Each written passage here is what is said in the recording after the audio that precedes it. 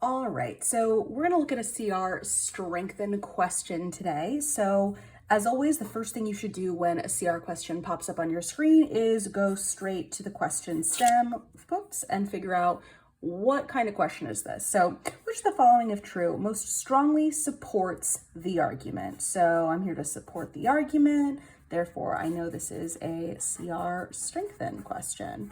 So it's a CR strengthen question. So because of that, I need to figure out what is the conclusion that I am strengthening here.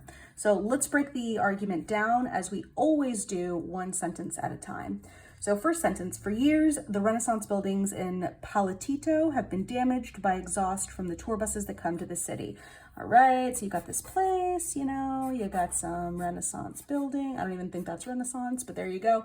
You got some buildings and they're being damaged. You've got these buses and the exhaust it's coming out and it's causing all this damage to the building, right? Not a good situation. There has been little parking space, so most buses have idled at the curb during each stop, and idling produces as much exhaust as driving, right? Okay, so part of the problem is they are idling, right? So it's not good because when they idle, they're still producing this exhaust. The city has now provided parking that accommodates a third of the buses. Okay, so a third of them now can park, right? Which means that a third less will be idling. It says, so damage to Palitito's buildings from the bus exhaust will diminish significantly. Okay, so the conclusion here is that the damage is going to significantly go down. So I want to support that, right?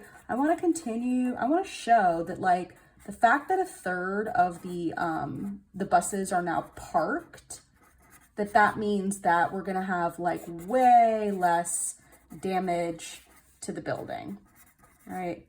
And it's fine if that's all you can come up with, right? That's a good enough prediction. If you can come up with more specifics, if you sort of sit for a few seconds and you can brainstorm maybe a few reasons why, great. But if not, that's fine. As long as you understand what part of the argument is the conclusion and what you're here to strengthen, what your job is, then you are ready to look at the answer choices. Do you have to draw pictures? No, I think it's fun sometimes just to make CR a little less boring, but definitely you do need to have some sort of notes and abbreviations that show that you're breaking down the argument and that you understand the relationship between ideas. You'll see I do a lot of arrows, I do a lot of happy faces, sad faces, etc.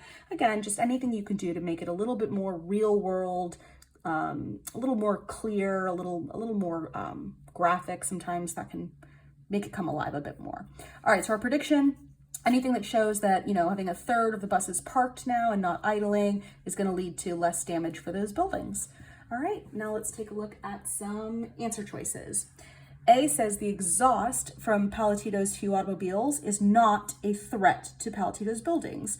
Okay, so the problem here, though, is it's sort of negating one of the premises, which is that the exhaust was damaging the buildings. So it's not going to support the argument by basically saying that one of the premises is false, right? If anything, that would weaken the argument. B says Palitito's buildings are not threatened by pollution other than engine exhaust. Well, we're not here to talk about other kinds of threats. We want to know, will the fact that a third of them are parked now instead of idling, will that lead to a decrease in damage of the building? So it really is only about the threat from the exhaust. So this is out of scope.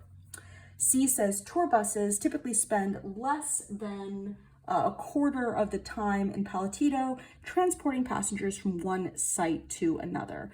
Okay, so at first it feels a little weird that they're bringing up this 1/4 of the time transporting, right? If the buses typically spend less than a quarter of the time transporting, right? So they're spending about 25% of the time there transporting.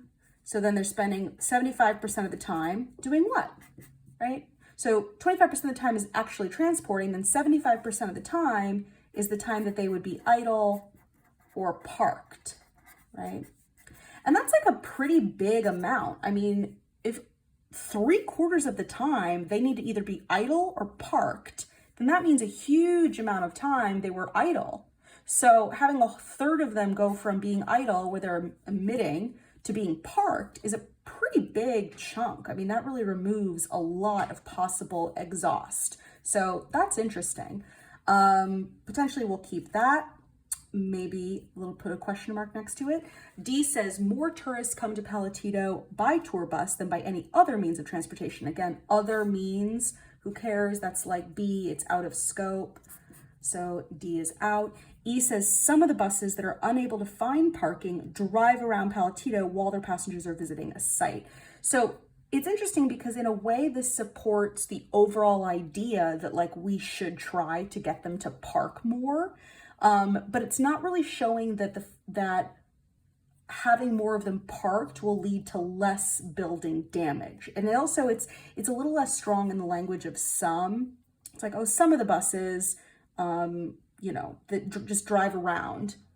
Well, okay, but like how many is some? Is that literally one bus, right? We don't know. Some could be any number. So, you know, any number less than 50%. So, well, I guess it could also be more than 50%. It's just not 100%, right? Although if it was more than 50%, it would probably say most, but whatever. So the correct answer here is C. That is the answer choice that shows that having a third of the buses now parked would lead to less damage to the buildings because they spend more than 75% of their time not in transportation, either idling at the curb or parked. So getting more cars, a third of that time now moved to parked where there's no emissions is a huge, huge amount of emissions that we are preventing. So that is why C is our correct answer for this strength in question. If you have any questions, feel free to email me at gmatrockstar@gmail.com or ask me any questions in the comments below. And as always, I forget if I mentioned this at the beginning, but if you want to see the full unredacted question, there's a link in the description box. Thank you very much.